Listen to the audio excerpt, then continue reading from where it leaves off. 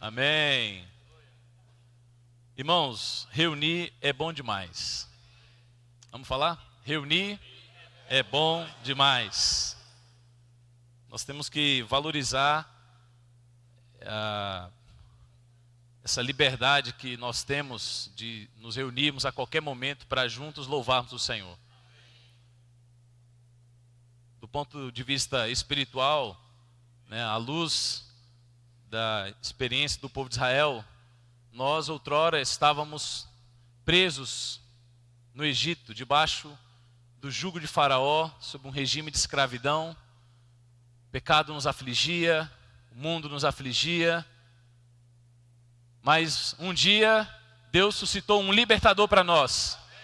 Jesus Cristo é o nosso libertador. Assim como no Antigo Testamento, Deus levantou Moisés para libertar o povo, seu povo escolhido do Egito. Deus um dia enviou seu Filho para que nós também fôssemos libertos. E nós somos libertos, a exemplo do que ocorreu com o povo de Israel, para uma finalidade. Nós somos libertos para celebrar uma festa para o Senhor. Você abriu o livro de Êxodo, no capítulo 5, versículo 1, e no capítulo 10, versículo 9, Moisés e Arão expressam para Faraó a razão pela qual o povo deveria sair do Egito. Eles tinham um compromisso no deserto. Sabe qual era o compromisso deles? Reunir. Irmãos, o Senhor nos salvou, o Senhor nos libertou do mundo para que nós pudéssemos reunir. As reuniões devem ser sempre uma festa. E elas também representam a vitória do Senhor Jesus. Todas as vezes que nós saímos da nossa casa e nos dirigimos para um local de reuniões, nós estamos celebrando a vitória do Senhor sobre Faraó. Estamos celebrando a vitória do Senhor sobre o inimigo. Louvado seja o Senhor. Então, queria deixar esse encorajamento para os santos, antes de nós começarmos a falar a mensagem de hoje, para que nós possamos ter esse sentimento de que as reuniões, elas têm essa finalidade, para que nós façamos dela uma festa e que ela seja um símbolo da vitória do Senhor Jesus. E todos os sábados nós nos reunimos aqui com a finalidade de juntos aprendermos, desfrutarmos de palavras proféticas que têm sido faladas a nós por meio dos apóstolos. E nós estamos estudando um tema, já fazem quase 6 meses, que é o Ministério da Nova Aliança. Chegamos na mensagem número 18, estamos praticamente concluindo essa série que tem ao todo 24 mensagens.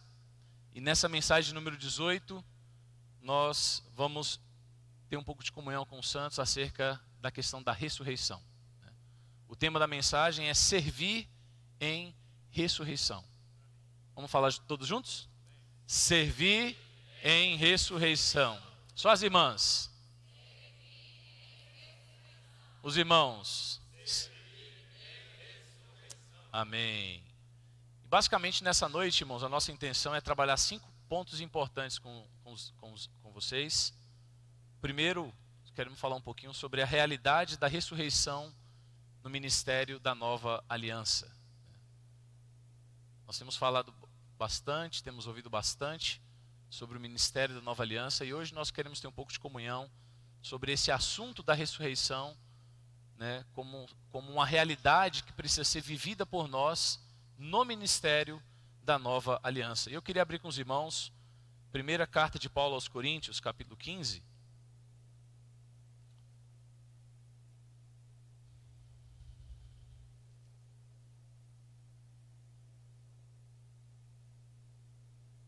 Os versículos de 1 a 5, nesses 5 primeiros versículos aqui, o apóstolo Paulo, ele revela para os coríntios aquilo que ele havia recebido do Senhor e que ele, de forma fiel, estava entregando àquela igreja. E também, nós também temos recebido isso por meio do apóstolo Paulo, do ministério do apóstolo Paulo. Aqui diz assim: irmãos, venho lembrar-vos o evangelho que vos anunciei, o qual recebestes e no qual ainda perseverais. Por ele também sois salvos, se retiverdes a palavra tal como vou-la preguei, a menos que tenhais crido em vão. Alguém creu em vão aqui? Amém. Antes de tudo, vos entreguei o que também recebi. Primeiro, o que Paulo recebeu? Número 1, que Cristo morreu pelos nossos pecados, segundo as Escrituras. Número 2, e que foi sepultado. Número 3, e ressuscitou ao terceiro dia, segundo as Escrituras. E número 4, e apareceu a Cefas e depois aos 12. Então Paulo, ele revelou aos coríntios, entregou aos coríntios aquilo que ele havia recebido do Senhor, que é um evangelho completo. O evangelho que nós recebemos é um evangelho completo, não é um evangelho que contempla apenas um aspecto da obra do Senhor Jesus, que a maioria dos cristãos entendem como sendo o mais importante, que é a sua morte. Mas Paulo recebeu e entregou que o Senhor Jesus não apenas morreu, mas ele também foi sepultado. Ele também ressuscitou e ele apareceu. Irmãos, o Senhor morreu para nos salvar. O seu sepultamento é o marco do fim da velha vida. Quando você vai para o sepultamento de uma pessoa, aquilo ali é o marco que representa o fim de uma vida. Da mesma forma, o sepultamento do Senhor Jesus representa o fim da nossa velha vida. E a sua ressurreição indica o início de uma nova vida. E o fato de ele ter aparecido aos 12 significa que o Senhor também deseja aparecer para nós, dia a dia, para nos encorajar. Você tem recebido a presença do Senhor? O Senhor tem aparecido para você? Nós precisamos da presença do Senhor. Se você não tem sentido a aparição do Senhor, eu queria que você rogasse a Ele: Senhor, apareça para mim. O evangelho que Paulo entregou aos coríntios e que ele também nos entregou, não inclui apenas o fato de que Cristo morreu por nós. Ele também foi sepultado, ele ressuscitou e ele quer aparecer para nós. Louvado seja o Senhor. Tudo isso indica para nós também, irmãos, que a obra redentora do Senhor Jesus, ela não é um fato, como muitos imaginam ser. Para os historiadores, aquilo que Jesus realizou 2000 anos atrás se resume a fatos. Fatos marcantes, importantes na história da humanidade. Mas para nós que cremos no Evangelho, isso não é apenas fato. Aquilo que Jesus realizou na cruz é uma realidade, irmãos. E nós precisamos nos apropriar dessa realidade. E nessa noite nós queremos tocar em especial na realidade da ressurreição. A ressurreição, irmãos, é um símbolo da vitória do Senhor Jesus sobre a morte. E a morte na Bíblia, à luz do livro de Romanos, ela age como uma lei que impede que nós façamos aquilo que nós devemos fazer. Paulo fala em Romanos capítulo 7 que nele havia uma lei que operava, e ele chama essa lei de lei do pecado e da morte. A lei do pecado basicamente é aquela lei que nos leva a fazer coisas que ofendem a Deus. E a lei da morte, ela atua no sentido de nos paralisar, no sentido de impedir que nós façamos aquilo que nós devemos fazer. E nós, por muito tempo, irmãos, estivemos debaixo dessa lei. Deus precisando de nós, esperando contar com o nosso apoio, e nós paralisados. Por quê? Porque a morte operava sobre nós. Mas graças a Deus, porque Jesus ressuscitou. E Ele venceu a morte. A ressurreição é o antídoto da morte. É o antídoto da paralisia espiritual. Se você sente, irmãos, que na sua experiência você está inerte, você tem se movido pouco em direção a Deus, se falta ânimo, se falta disposição para ler a Bíblia, para orar, para se reunir, você precisa tocar na ressurreição nessa noite. A ressurreição é uma realidade. Se aproprie dessa realidade. Louvado seja o Senhor. Todos nós temos muita clareza com respeito à morte do Senhor Jesus, com respeito aos efeitos benéficos que a sua morte nos trouxe, e foram muitos. Mas se nós pegarmos toda a obra do Senhor Jesus, todo o seu ministério terreno, talvez a parte que nós mais carecemos é a questão da ressurreição. Nós tocamos muito pouco nessa riqueza que é o ministério do Senhor Jesus nos legou. Mas graças a Deus porque nós estamos aqui nessa noite, né, irmãos? Nós podemos nos apropriar um pouquinho mais dessa preciosidade que é a ressurreição do Senhor. Em Romanos capítulo 6, o apóstolo Paulo escreveu umas palavras maravilhosas, eu queria compartilhar com os santos também. Ele diz assim: fomos, pois, sepultados com ele na morte pelo batismo, para que, como Cristo foi ressuscitado dentre os mortos pela glória do Pai, assim também andemos nós em novidade de vida. Ou seja, da mesma forma que ocorreu com Cristo, deve ocorrer conosco. Mais uma vez, indicando que a ressurreição não é um fato, é uma realidade. Da mesma forma que Cristo ressuscitou, nós também precisamos nos apropriar dessa realidade.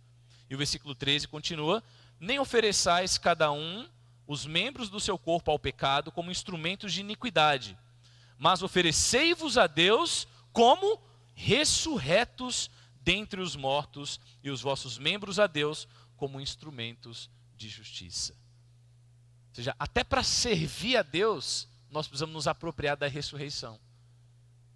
Nós precisamos nos apresentar para Deus para servi-lo em ressurreição. Ou seja, tudo aquilo que é velho, tudo aquilo que não é de Deus, precisa ficar lá na morte.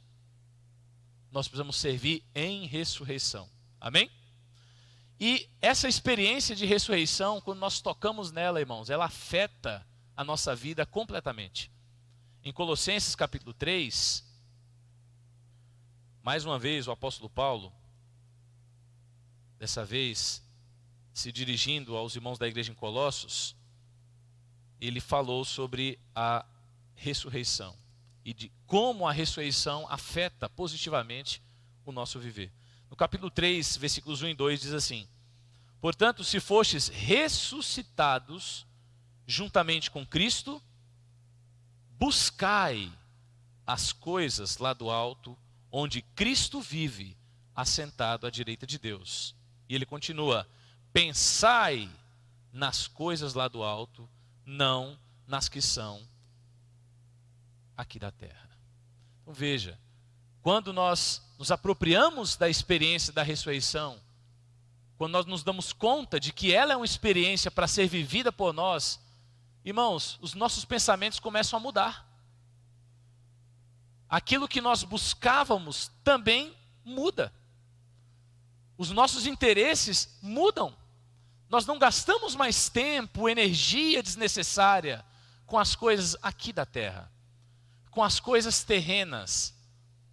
Nós não passamos a maior parte do nosso tempo pensando nas coisas terrenas, porque nós fomos ressuscitados. E o que nos interessa? Só aquilo que é do alto agora, né? Louvado seja o Senhor. Então a ressurreição, segundo ponto que nós queremos trabalhar com os santos nessa noite, ela produz uma mudança de esfera. Ela promove uma mudança de esfera. Primeiramente, na nossa mente, na nossa disposição. E ela também produz uma mudança na nossa atitude. Na nossa mente, na nossa disposição na nossa atitude. O irmão que compartilhou essa mensagem, que foi o irmão Miguel, ele deu um exemplo muito interessante no tocante a essa mudança de atitude que a ressurreição promove. Acho que dificilmente os irmãos aqui, a maioria de nós temos dificuldade de partilhar coisas com desconhecidos, né? Você não partilha o seu talher com um desconhecido. Ninguém faz isso, pelo menos em sã consciência. Você não partilha o copo. Tem coisas que é só você. Agora, engraçado, você não partilharia isso? Oi? Escova de dente, né? A gente não partilha essas coisas. Porém, quando você se casa, parece que muda, parece que um clique ocorre e você não vê mais, não tem mais aquele problema de partilhar o talher, de partilhar o mesmo copo, de partilhar as mesmas coisas. O que mudou? Por que a atitude agora é diferente? Os irmãos entendem? Por quê? Porque é família. Porque é família. Irmãos, nós somos família de Deus. Nós devemos mudar a nossa atitude uns para com os outros. Não estou falando para ninguém dividir escova de dente, tá? Mas devemos mudar a nossa atitude uns para com os outros. Não podemos nos estranhar.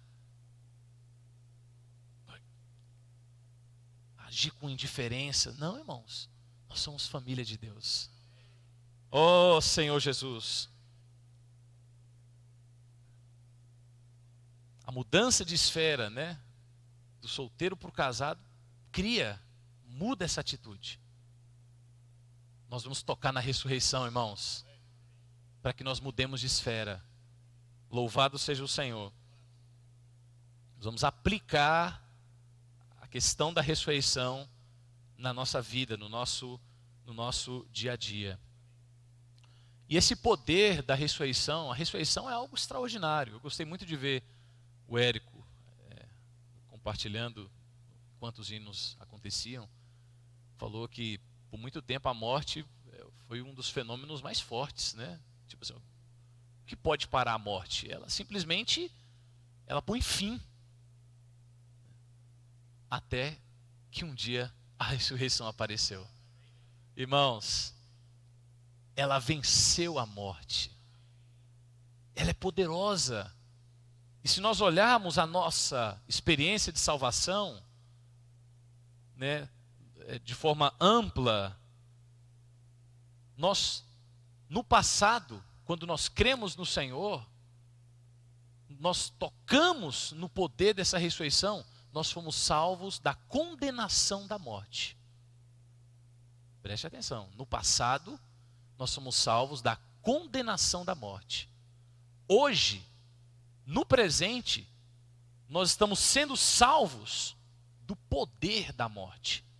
Que poder é esse? É a paralisia espiritual que ela impõe. E no futuro, com o poder da ressurreição, nós seremos salvos da presença da morte. Sabe por quê? Porque não haverá mais morte. A morte será lançada para dentro do lago de fogo. Que coisa maravilhosa. Essa é a força, é o poder da ressurreição. É um poder que nós precisamos nos apropriar. O terceiro ponto que nós queremos trabalhar com os santos nessa noite é sobre a semente. A verdade da semente carrega a realidade da ressurreição. Nós vamos agora começar a descer para as camadas mais práticas. E a figura da semente, ela nos ajuda a entender um pouco essa questão da ressurreição. O livro de Marcos, no capítulo 4, nós temos uma parábola, que é a parábola do semeador. Marcos capítulo 4, versículo 14. diz assim: o semeador semeia a palavra. Vamos ler juntos? O semeador semeia a palavra. Então, o que é a semente? A palavra. A luz da parábola do semeador, a semente é a palavra. Amém? Agora vamos, por gentileza, Mateus capítulo 13, e vamos considerar essa questão da semente numa outra parábola, que é a parábola do joio. Mateus capítulo 13, versículo 38. Vamos ler todos juntos? O campo é o mundo. A boa semente são os filhos do reino. O joio são os filhos do maligno. Então vamos lá. De acordo com a parábola do joio, parece que a semente ela ganhou um outro protagonista. Na parábola do semeador, a semente é o quê? A palavra. Na parábola do joio, quem é a semente? Os filhos do reino. A semente somos nós. Quem é uma semente aí? Quem recebeu a palavra um dia? Quando nós recebemos a palavra, de acordo com 1 Pedro capítulo 1, versículo 23, nós somos regenerados. Ela é uma semente que foi plantada em nós e produziu em nós uma nova vida. Nós nos tornamos uma semente. Eu e você, queridos irmãos, para Deus, somos como uma semente. Você é uma semente? Nós somos uma semente. Então, uma vez claros de que nós somos uma semente, qual é a destinação de uma semente? Para que ela serve? Como que se resume a vida de uma semente? 3 coisas. Número 1. Vocês são sementes? Nós somos sementes? Uma semente, em primeiro lugar, serve para ser enterrada. Que coisa, né? Todos nós gostamos de aparecer. O ser humano vive em busca de holofotes. Holofotes? Holofortes. Obrigado. Busca um lugar, a luz. Mas nós que somos sementes, irmãos, a primeira coisa que o Senhor preparou para nós foi um buraco. Você já se viu num buraco alguma vez na vida ou não? Alguém aqui está num buraco?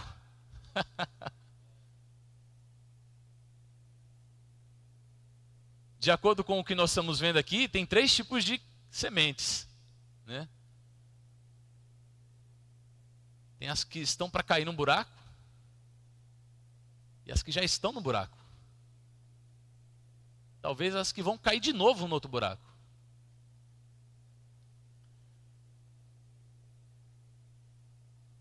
Na igreja, né? Tantas oportunidades que nós temos de servir. E às vezes nós corremos o sério risco de sermos enganados por Satanás. De cairmos na armadilha dele. E buscar o holofote. Forte ou forte? Holofote. Irmãos, uma semente ela não procura aparecer. O destino dela é o buraco. E ela não fica lá no buraco olhando o céu. Quando ela fica lá, que vista, vem a terra. Cava o buraco e depois enterra. Para Deus, eu sempre compartilho a seguinte questão com o SEAP. Com os irmãos que estão no SEAP. Eu queria compartilhar com os irmãos nessa noite. Posso? Quando você vai fazer uma prova, por exemplo, um vestibular, existem 2 tipos de questões na sua prova. Existem questões que têm peso 1 e questões que têm peso 2. As questões que têm peso 2 são as que estão relacionadas às matérias que têm maior correspondência com o curso que você pretende ingressar. É assim que ocorre ou não? Né? Os jovens aí podem... Exatamente. Se você quer fazer engenharia, as matérias de exatas vão ter peso 2. Vão ter maior peso do que as questões voltadas para as ciências humanas, por exemplo. Né? Deus também nos avalia. E na avaliação dele, tem questões que têm peso 1 e tem questões que têm peso 2. O que tem peso 1 e o que tem peso 2 para Deus? O que nós fazemos em público tem peso 1. O que nós fazemos em privado tem peso 2. Às vezes nós damos muita atenção àquilo que nós fazemos publicamente. Mas o serviço que Deus mais valoriza é aquele que nós fazemos ocultamente. Davi foi escolhido para ser rei de Israel. Você sabe o que ele fazia? Cuidava de ovelhas, enquanto todos se assentavam na mesa, numa bela mesa. Sequer Davi foi convidado. Mas eu tenho uma coisa para dizer para os irmãos. Alguém estava olhando aquele pastor. Não só naquele dia, mas há muito tempo. Irmãos, quem quer reinar? Se nós queremos reinar com o Senhor, nós precisamos fazer bem feito aquilo que ninguém vê. Isso é importante. Isso tem peso 2 para Deus. Isso é o que uma semente faz. Ela está lá dentro, ninguém está vendo. Amém? João 12, 24 diz que se o grão de trigo caindo na terra não morrer, fica ele só. Ninguém gosta de ficar sozinho. Mas se morrer, produz muito fruto. Quem quer produzir frutos para o Senhor? O que nós precisamos? Morrer.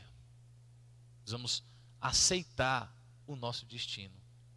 Como semente, nosso primeiro destino é sermos enterrados. Que nós possamos ver a mão do Senhor nisso, amém, irmãos? Se por alguma razão você se vê num buraco, entenda, isso faz parte do seu destino. Isso faz parte do nosso destino. Louvado seja o Senhor. Nós precisamos ver além da morte. Para nós que somos cristãos, a morte não é o fim, irmãos. Não é o fim. Nós precisamos ganhar isso, precisamos ter essa clareza. Tá certo? Segundo ponto importante com respeito à semente. É uma característica dela. A semente, ela é cheia de vida. A semente, ela é cheia de vida. Você pega uma semente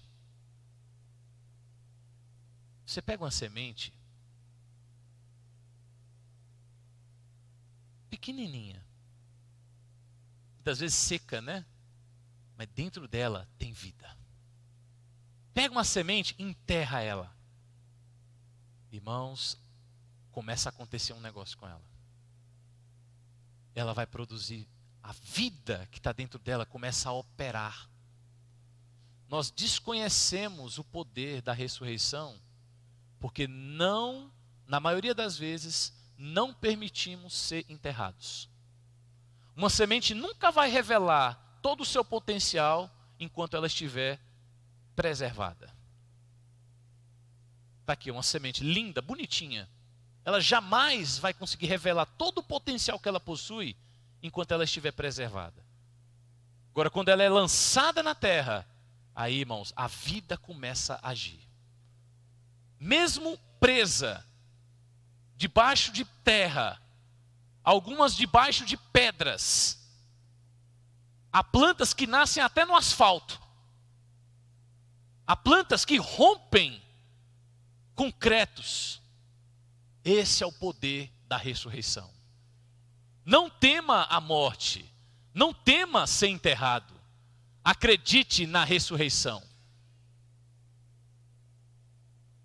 Essa vida é tão poderosa que não importa o lugar onde o Senhor vai nos lançar. Que tipo de buraco é esse? Se Ele nos lançou num buraco cheio de entulhos, onde tudo parece perdido, é porque Ele acredita no potencial que está dentro de nós. Ele acredita no poder da ressurreição. Irmãos, dentro do nosso espírito, há o mesmo poder que ressuscitou a Jesus Cristo dentre os mortos. Não há nada que seja capaz de impedir que esse poder opere. Louvado seja o Senhor.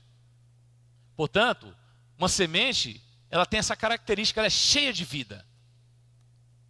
Ela é cheia de vida. Nós precisamos nos encher de vida, irmãos. Precisamos exercitar essa vida.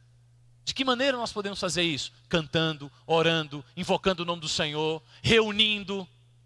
Tudo isso ativa a vida que está em nós. E a terceira característica da semente é que ela tem como objetivo principal produzir frutos. Irmãos, o Senhor nos chamou para que nós fôssemos frutíferos. Nós jamais conseguiremos imaginar quantos frutos uma semente pode produzir. Você lança uma no chão. A gente jamais vai imaginar quantos frutos ela vai produzir. É difícil contabilizar isso. O Senhor nos chamou para que fôssemos frutíferos. Perfeito. Olha, poético, né? O Eliseu nos ajudou da seguinte maneira. Nós podemos contar quantas sementes há dentro de uma maçã, mas jamais saberemos quantas maçãs uma semente irá produzir.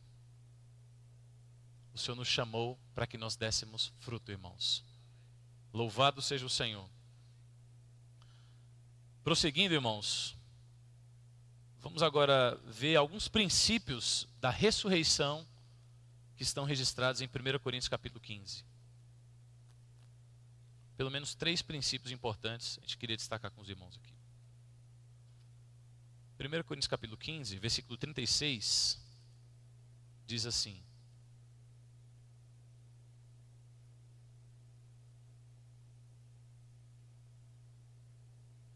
Isso. Insensato. O que semeias não nasce se primeiro não morrer. Mais uma vez, indicando a importância de nós compreendermos, entendermos de que para que nós gozemos das bênçãos da ressurreição, necessariamente precisamos passar pela morte. Não tem como você ressuscitar uma pessoa que já está viva. Não tem como. Falou, eu quero te ressuscitar. Você está vivo já. A ressurreição é para quem morreu. Tá certo? Esse é o primeiro princípio. Algo tem que morrer para algo novo surgir. Quem quer comportamentos novos? Quem sente que precisa de comportamentos novos? Né? Os comportamentos velhos precisam morrer. Repertórios novos de palavras. Às vezes as nossas palavras começam a ficar carregadas de maledicências, de murmurações. Se nós queremos um repertório novo, esse repertório velho tem que morrer. Esse é um princípio importante. Segundo princípio que nós aprendemos em 1 Coríntios capítulo 15, no que tange à ressurreição. Os versículos 42 a 44 nos ajudam da seguinte maneira: pois assim também é a ressurreição dos mortos. Semeia-se o corpo na corrupção, ressuscita na incorrupção. Semeia-se em desonra, ressuscita em glória. Semeia-se em fraqueza, ressuscita em poder. Semeia-se corpo natural, ressuscita corpo espiritual. Se há corpo natural, há também corpo espiritual. Quem quer poder? Semear a fraqueza. Quem quer honra? Semear a desonra. Não tem como. Alguma coisa tem que ser lançada na terra. Você lança, aí nasce algo novo. Não esperemos coisas novas enquanto estivermos apegados às velhas. Enquanto as nossas mãos estiverem cheias de coisas velhas, o Senhor não tem como nos dar nada novo.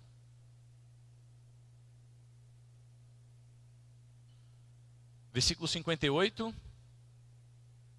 Portanto, meus amados irmãos, sede firmes e inabaláveis e sempre abundantes na obra do Senhor, sabendo que no Senhor o vosso trabalho não é vão.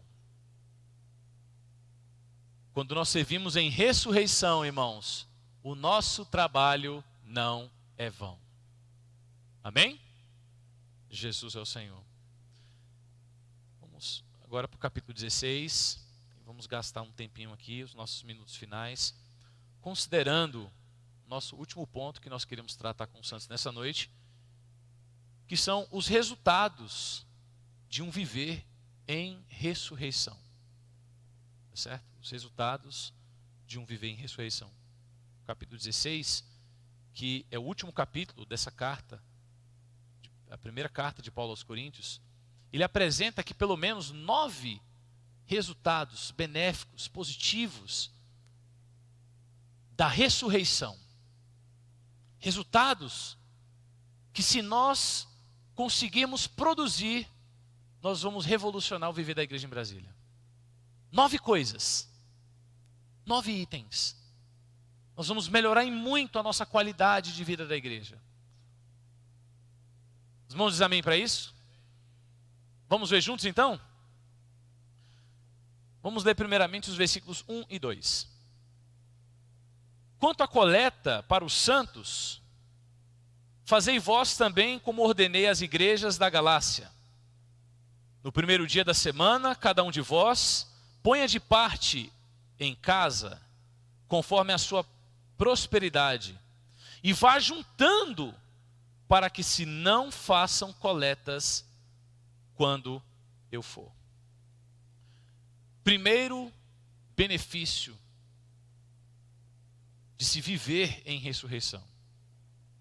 Nós passamos a nos preocupar mais com os interesses de Deus. Irmãos, todas as vezes que os irmãos apresentam para nós necessidades, de ofertas, tudo isso é para provar se nós estamos em ressurreição ou não. O quanto que nós estamos preocupados com os nossos interesses em detrimento dos interesses de Deus. Havia uma necessidade naquela época. E Paulo estava convocando aqueles irmãos a que também participassem, a que também contribuíssem, de forma liberal, de forma espontânea. Nós precisamos nos preocupar mais com os interesses de Deus. Quando nós tocamos na ressurreição, nós nos damos conta de que quando nós ofertamos, nós não perdemos nada, mas o Senhor ganha muito. Amém?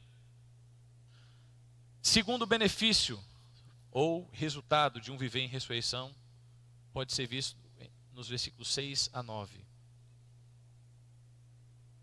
Diz assim: E bem pode ser convosco, e bem pode ser que convosco me demore ou mesmo passe o inverno, para que me encaminheis nas viagens que eu tenha de fazer.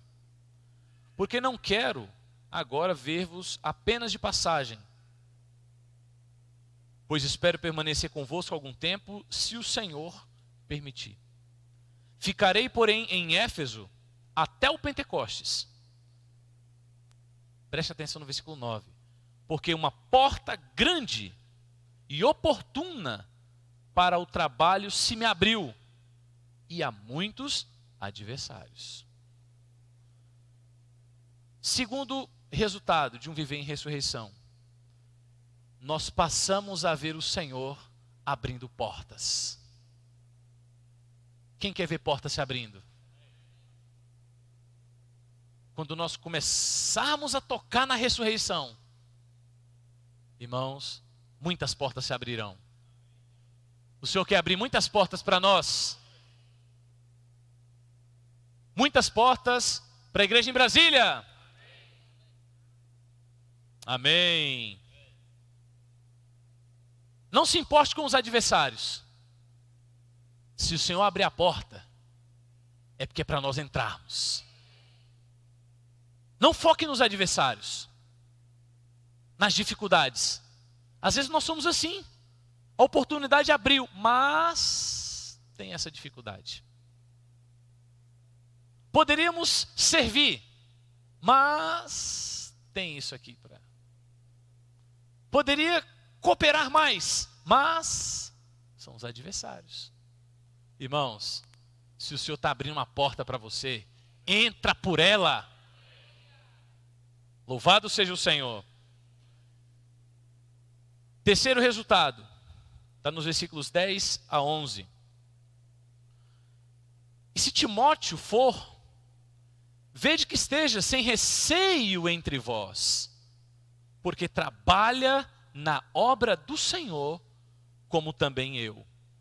Ninguém, pois, o despreze, mas encaminhai-o em paz, para que venha ter comigo, visto que eu espero com os irmãos. Terceiro resultado, quando nós vivemos em ressurreição, nós não desprezamos ninguém. Antes, respeitamos a todos. Veja que Paulo estava preocupado em enviar Timóteo para aquela cidade. Vamos nos lembrar de como eram os coríntios. Eram homens intelectuais, extremamente racionais, muitos deles cultos. E Paulo estava enviando um jovem cooperador ali, para que algum dentre eles o desprezasse. Era daqui para ali. Quem é esse rapazinho que veio a mando de Paulo aqui nos ajudar? Sabe o que é isso, irmãos? Isso é a atitude do velho homem. Paulo falou, recebam ele bem. Não o desprezem. Irmãos, não desprezemos a ninguém.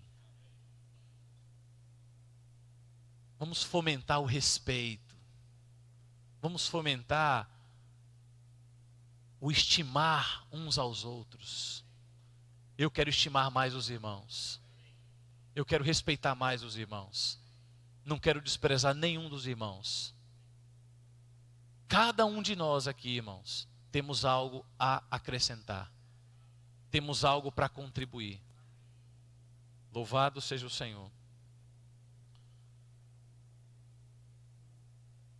Número 4. Está no versículo 12. Acerca do irmão Apolo, muito lhe tenho recomendado, que fosse ter convosco em companhia dos irmãos, mas de modo algum era vontade dele ir agora. Era vontade dele ir agora. Irá, porém, quando se lhe deparar boa oportunidade. Antes de falar sobre esse ponto, é preciso recapitular um pouquinho. Os irmãos recordam que no início da carta de Paulo aos Coríntios, parecia haver uma certa estranheza ali, alguns dizendo ser de Apolo, outros de Paulo. Talvez à vista de alguns parecia haver um conflito, uma certa competição entre eles. Mas Paulo, logo no início da carta, deixou claro, não, ninguém é mais importante que ninguém. Eu plantei, Apolo regou, o crescimento vem de Deus. Cada um contribui com o que tem. O meu ministério não é melhor do que o de Apolo complementa o meu ministério. E o que nós vemos aqui, irmãos, é que quando nós tocamos na ressurreição, não há competição entre nós. Não há ambição entre nós. Nós completamos uns aos outros. Fica nítido aqui o sentimento de Paulo. E principalmente eu quero refrisar aqui a atitude de Apolo. Talvez alguns olhassem para Apolo e pensassem, Apolo é ambicioso. Apolo é ambicioso. De repente Paulo fala, Apolo, eu quero enviar você. Essa é a oportunidade que ele tinha. Puxa, Paulo está me chamando. O que Apolo falou? Não, Paulo, vou não, vai você. Que atitude bela, irmãos. Apolo mostrou o coração dele aqui. Paulo recomendou, Apolo, vai. O que Apolo falou? Não, agora não. Deixa os irmãos irem, eu vou noutra oportunidade. Que coisa maravilhosa, irmãos. Quando nós tocamos na ressurreição, não há competição entre nós, não há ambição entre nós. Antes, nós reconhecemos a importância da contribuição de cada um. Os irmãos dizem amém para isso? Amém. Versículo 13, número 5. Sede vigilantes, permanecei firmes na fé, portai-vos varonilmente, fortalecei-vos. Quando nós tocamos na ressurreição, há entre nós uma vigilância redobrada com respeito ao inimigo. Vigilância com respeito ao inimigo. E não somente isso. Essa vigilância aqui também se refere à atenção que nós passamos a dar às oportunidades. Então, é vigilância para com o inimigo e atenção às oportunidades. Amém? Seguindo, número 6, versículos 15 e 16. É o sexto resultado. Versículos 15 e 16. E agora, irmãos, eu vos peço o seguinte: sabeis que a casa de Estéfanas são as primícias da Caia e que se consagraram ao serviço dos santos. Que também vos sujeiteis a esses tais, como também a todo aquele que é cooperador e obreiro. Olha que coisa interessante.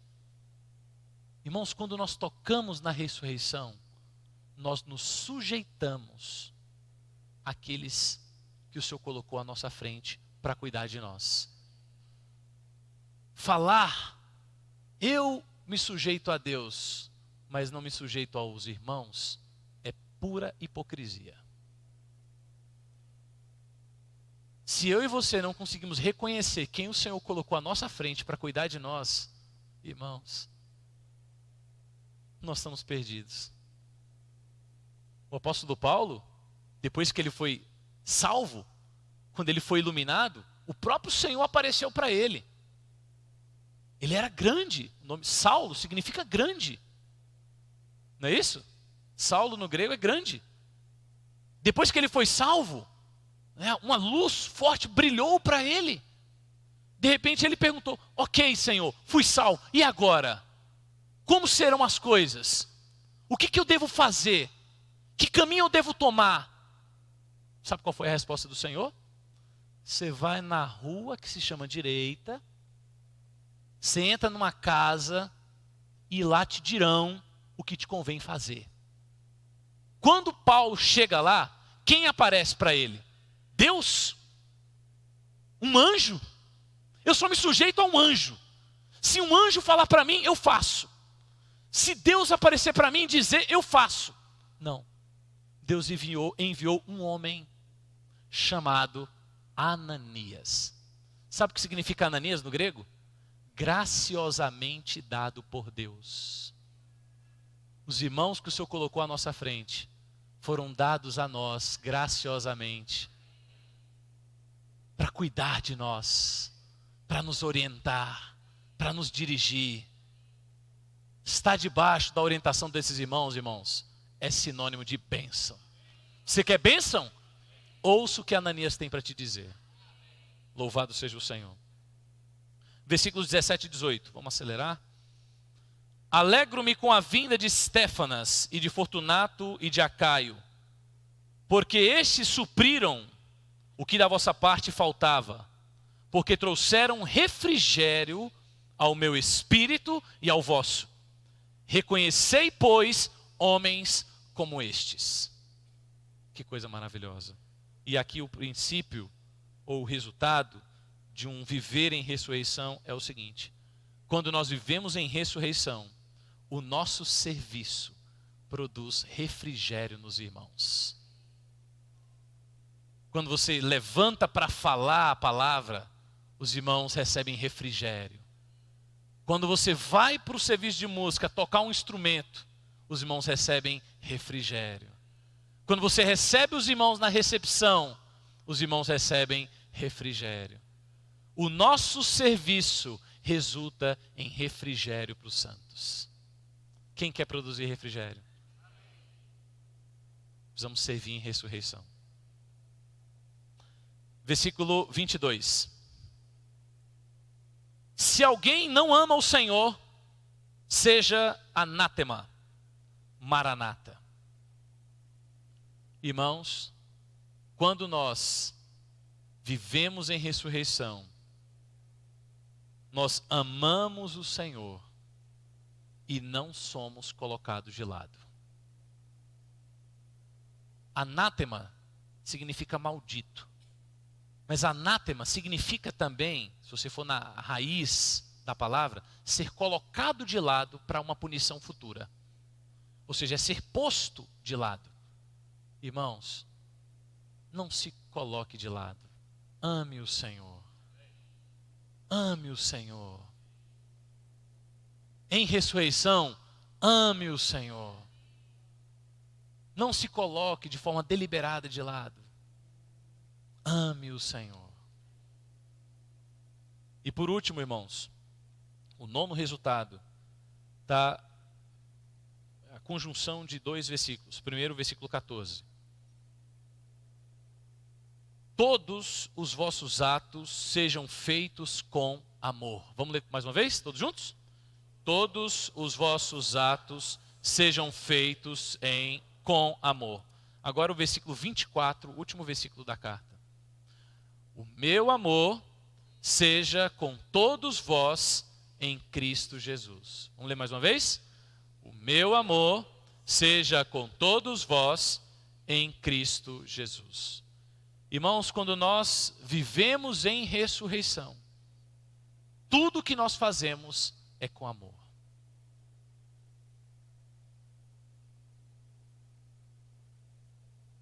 A vigilância que Paulo recomendou aqui é para com o inimigo, não para com os irmãos. Com o inimigo nós temos que ser combativos. Precisamos estar sempre em guarda, vigilantes. Para com os irmãos, com amor. Os irmãos não são nossos inimigos.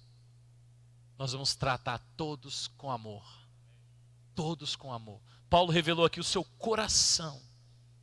Lembremos-nos sempre, irmãos, a igreja é a amada do Senhor. Quem faz parte da igreja, diga amém. A igreja é a amada do Senhor. Como não amar o que Cristo ama? Como não amar o que Cristo ama? Cristo ama a cada um de nós. E nós devemos aprender a amar-nos uns aos outros. Porém, isso, irmãos, só é possível em ressurreição. Porque o velho homem não dá conta. Ele tem preferências.